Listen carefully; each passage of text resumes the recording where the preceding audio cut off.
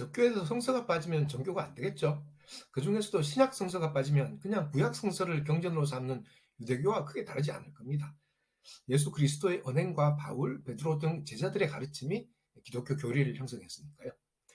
기독교는 이렇게 성서를 기반으로 예수 그리스도를 통한 구원을 믿는 종교입니다. 오늘은 성서 중에서도 특히 신약 성서를 언제, 누가, 왜 썼는지, 또 언제, 누가 어떤 이유로 이걸 성서로 결정했는지 알아보겠습니다.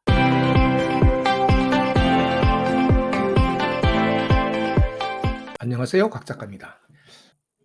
우선 우리가 신약 성서라고 부르는 이 책은 한 권의 책이 아니고 서로 다른 컨텐츠가 담긴 27권의 책들의 묶음입니다.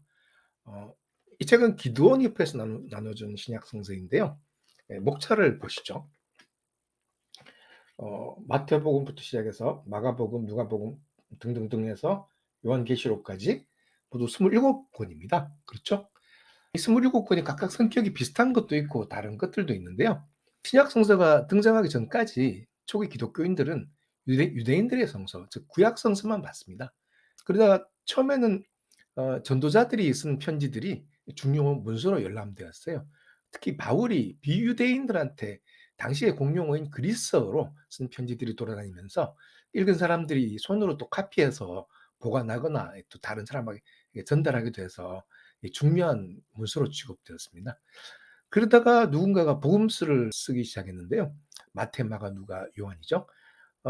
또 그 이후에 또 유식한 다른 신도들이 신약 성서의 다른 책들도 쓰고 해서 2세기 중반쯤 가면은 이 내복음서 외에도 이 베드로 복음, 유다 복음, 도마 복음 등 온갖 복음서와 도마 행전, 뭐 베드로계시록 등등 온갖 문서가 이제 기독교인들 사이에 돌아다니게 돼요.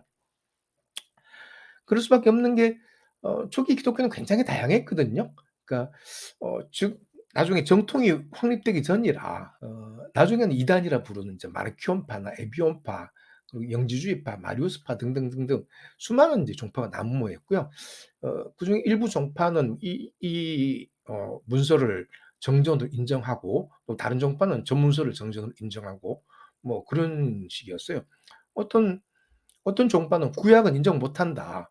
신약 중에서도 이제 바울 서신만 인정한다. 뭐 그런 종파도 있었어요. 그리고 이제 기독교인들 사이에서 이 통합된 이 성서를 만들어야 된다. 새 성서를 만들어야 된다는 그런 어떤 공감대는 계속 있었는데 이렇게 서로 이제 이론이 다르다 보니까 못 만들고 있었어요. 그러다가 혼란이 이렇게 계속 되다가 서기 367년이 되어서야 지금 우리가 보는 이 신약 성서의 목차가 나타납니다. 이걸 설명하려면 이 4세기 알렉산드리아에서 활동했던 주교 아타나시우스 이야기를 좀 해야 되는데요. 이 사람은 굉장히 유명한 사람입니다. 이게 325년에 니케아 공의회에서 삼위일체를 이제 옹호한 걸로 유명하죠. 근데 이 사람이 367년 부활절 무렵에 이제 아타나시우스가 주변 교회한테 이제 편지를 보냅니다. 내용인 즉슨 알고 보니까 어떤 기독교인들은 이상한 책을 보더라. 예를 들면 도마복음이나 베드로복음 같은 거 보던데 그건 좀 이상하다. 우리 저기 그 주류 이론하고 많이 다르다.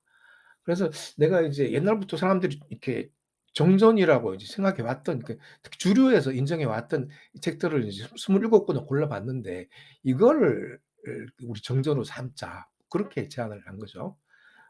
그리고 이제 그 이후에 이 27 권이 이제 여러 가지 여러 번의 토론을 거치면서 인정되었습니다. 근데 어 다만 이제 카톨릭에서 이걸 공식적으로 인정한 거는 16세기 트렌트 공의회에 와서입니다. 그전까지는 이제 비공식적으로 이제 27권 인정된 거죠. 다시 복음서 이야기로 돌아가면요. 그맨 앞에 있는 마태, 마가, 누가, 요한복음 이 네 권은 이제 보통 복음서라고 하죠. 가스펠, 영어로 가스펠입니다. 가스펠은 이제 좋은 소식이라는 뜻인데요. 옛날 영어예요. 고어예요, 고어. 원래는 이제 그리스어로 유안겔리온 이렇게 불렀습니다. 유안겔리온, 에반겔리온 생각나죠? 같은 말입니다, 사실은. 이제 예수 시대 때 쓰던 코인의 그리스어는 이제 유안겔리온이고 현대 그리스로 말하면 에반겔리온이죠. 음. 이 복음서를 비롯해서 신약 성서의 내용은 전부 예외 없이 당시 로마 제국의 공용어이던 그리스어로 쓰여졌습니다. 당시에 그리스어를 코인의 그리스어라고 하는데요. 모두 함께 쓰는 공통 그리스어라는 뜻입니다. 약간 문제가 하나 있는데, 그래서 당시에 이제 예수를 비롯한 예수 제자들이 평소에 쓰던 언어는 이제 그리스어가 아니고 아람어였어요. 예, 바울이나 이런 좀 유식한 사람들은 그리스어를 유창하게 구사했는데, 아마 예수 제자들은 그리스어를 제대로 구사하지 못했을 가능성이 큽니다. 하여간 이 복음서의 내용은 뭐 아시다시피 예수 그리스도의 생애를 다루고 있는데요. 탄생부터 십자가에 못 박히고 죽은 후 부활할 때까지 얘기죠. 아쉽게도 어린 시절과 본격 활동기 사이의 기록은 없습니다. 이게 청소년기, 질풍노도의 시대가 없습니다. 그러니까 일종의 전기물인데요. 요즘 전기물하고 좀 다르죠. 뭐 가정교육이라든가 청소년기의 영향, 그 이후 사회활동 같은 거 별로 없고요. 대신에 탄생의 기적, 그리고 어릴 때 에피소드 약간, 그리고 닦아서 메시아로 활동한 기록이 대부분입니다. 신약성서 목차에서 복음서 다음에 나온 책은 사도행전인데요. 글자 그대로 예수 그리스도 사후에 사도들이 어떻게 행동했는가를 쓴 기록물입니다. 다만 이제 12명 사도 중에서 주로 베드로와 바울 이야기가 많아요. 총 28장 중에 1장에서 12장까지가 베드로 이야기고 13장부터 28장까지는 바울 이야기입니다. 그러니까 바울이 조금 더 많죠. 그리고 저자가 누가복음과 같아서 이 사도행전을 누가복음의 속편으로 보기도 합니다. 기독교 전통에 따르면 이 저자인 누가, 즉 루크가 의사이자 바울과 함께 전도 여행 다니던 동료나 제자라고 하죠. 어 근데 뭐 이참에 복음서 저자 얘기를 좀 하겠는데요. 마가는 이제 베드로의 개인 비서였다고 하고, 마태와 요한은 예수 그리스도의 12 제자 중에 두 사람이라는 게 기독교 전통의 정설입니다. 하지만 현대학자들은 대부분 이게 사실이 아니라고 보고 있습니다. 마태, 마가, 누가, 요한 이 사복음서의 저자가 사실이 아니라는 거죠. 특히 마태와 요한, 신약 성서의 그리스어를 쓸 수 있을 정도의 지식인이 아니었죠. 아니었다고 봐야 됩니다. 그리고 마가와 누가는 그리스어를 했을 수는 있지만은 내용상 필자로 보기가 어렵다고 주장을 합니다. 근데 왜 마태, 마가, 누가, 요한복음이 되었냐? 이름이 왜 그렇게 되었을까요? 이건 사실은 2세기 중반경에 기독교인들이 추정해서 붙인 제목들입니다. 음. 그리고 이제 어 집필 시기는 마가복음이 가장 먼저예요. 서기 70년경이고요. 마태복음이 80년경, 조금 앞뒤로만 5년 정도 어 차이가 날 수는 있습니다. 그다음에 누가복음, 그리고 이제 요한복음이 한 90년대경에 나왔다고 보고요. 사도행전은 이 90년대 이후에 나왔다고 봅니다. 근데 이제 신약 성서 책을 펼치면 거기 나와 있는 목차는 좀 순서가 다릅니다. 그래서 우리 잠깐 그림을 보시겠는데요. 제가 그림에도 순서를 좀 다 다르게 배치했습니다. 마가복음이 제일 먼저예요.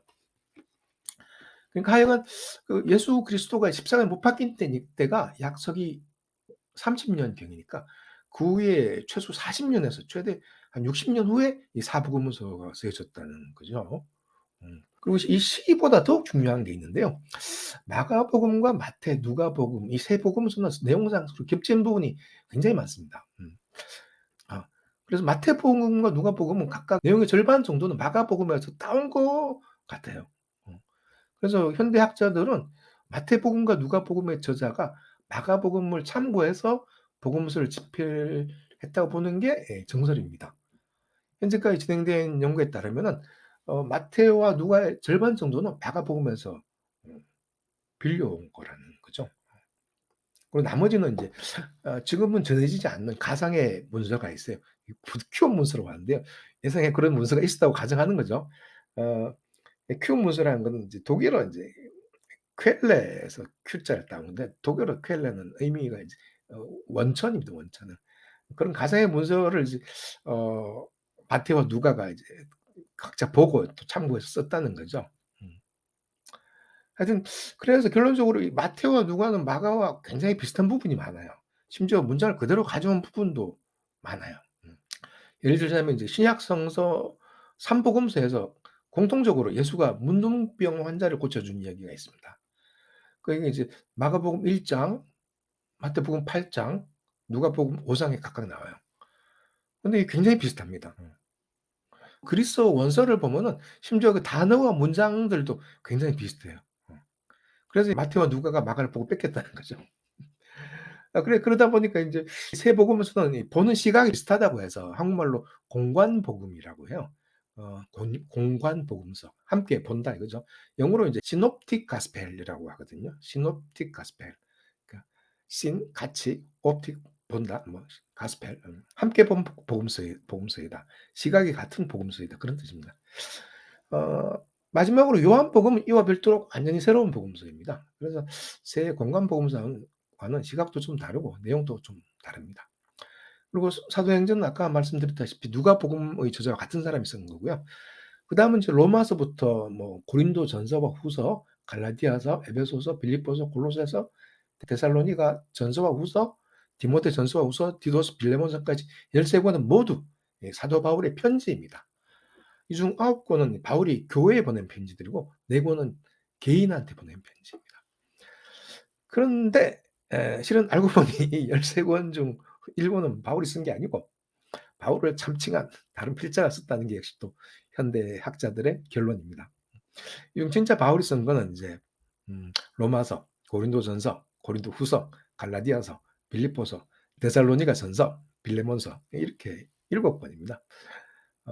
바울의 편지들은 대체로 이제 서기 40년대 말 50년대에 주로 쓴 걸로 추정하는데요. 그러니까 복음서보다 최소 20년쯤 빠르죠. 그러니까 바울은 복음서의 내용을 전혀 모르고 쓴 겁니다. 그래서 그런지 자세히 보면은 조금 내용이 다른 데들이 좀 있어요. 뭐 이미 바울은 뭐 이렇게 예수가 죽고 난 다음에 제자들의 수를 12명이라고 말한다든가. 근데 실은 인제 유다는 자살하고 없죠. 그러니까 11명이죠. 그러니까 복음서에는 11명이라고 되어 있는데 바울은 12명이라고 한다든가 이런 식의 좀 차이가 좀 있습니다. 어 그리고 디모데전서와 후서, 디도서는 그리스 문체를 봐도 그렇고 편지에 등장한 상황을 봐도 그렇고 바울이 쓴 게 아닙니다. 이거는 시기상 서기 110 년이나 120년 정도에 쓴 건데요. 특히 이 세 권은 사목서한이라 부릅니다. 왜냐하면 내용이 목사가 신도들한테 어떻게 대해야 되는가 하는 얘기가 담겨 있거든요. 근데 문제는 바울 생시에는 목사라는 게 없었어요. 바울 활동기는 서기 한 50 년, 60년 뭐 이럴 때인데 이때는 목사라는 게 없었어요. 그냥 기독교인들의 공동체만 있었거든요. 그러니까 이 사목서는 한참 후에 쓰여진 거라고 보는 게 맞죠. 음. 그리고 에베소서, 골로새서, 데살로니가 후서도 바울이 쓴 게 아닙니다. 그러니까 뭐 엄격하게 말하면 위서라고도 할 수 있는데요. 하지만 위서라고는 잘 안 하고요. 보통 바울의 제2 바울서신이라고 부릅니다. 그러니까 아마 바울을 따르던 제자들이 쓴 게 아닌가 이렇게 추정하는 거죠.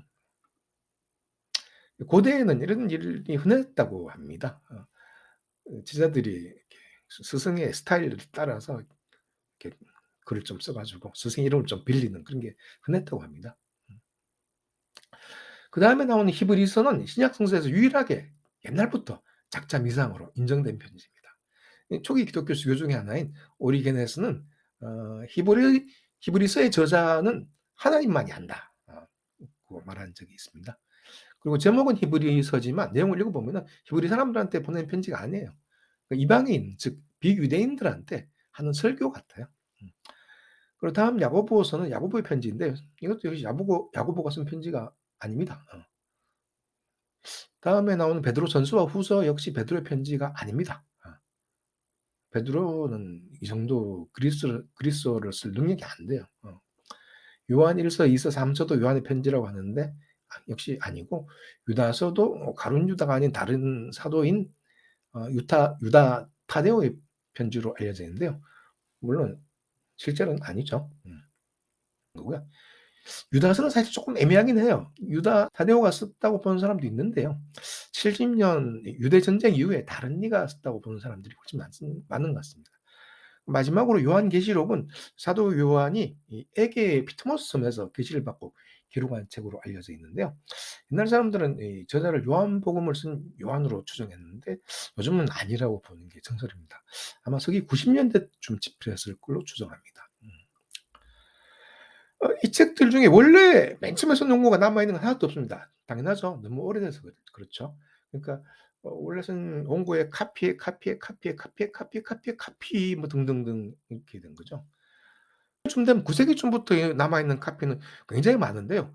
그러니까 9 세기 약 6천 점 정도 됩니다. 어 음. 꽤 많죠. 근데 이렇게 많으니까 내용상 좀 다른 경우도 있어요. 어쩌다 꽤 많고요. 그래서 대부분 사소한 스펠링 실수여서 편집자가 충분히 이제 구분할 수 있는데요. 어떤 거는 이제 내용이 좀 다른 부분도 있어요. 이를테면 이제 마가복음 16 장에 보면 마지막 부분을 보면은 20 절에 끝나는데 어떤 사본은 8 절까지만 있습니다.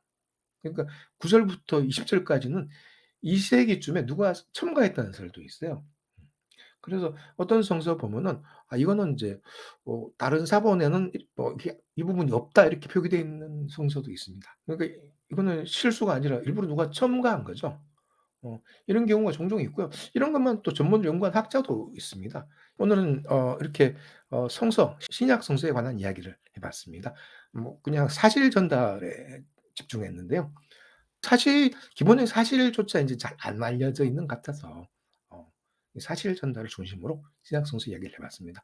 시청해 주셔서 감사합니다. 재밌게 보셨으면 구독과 좋아요 부탁드립니다.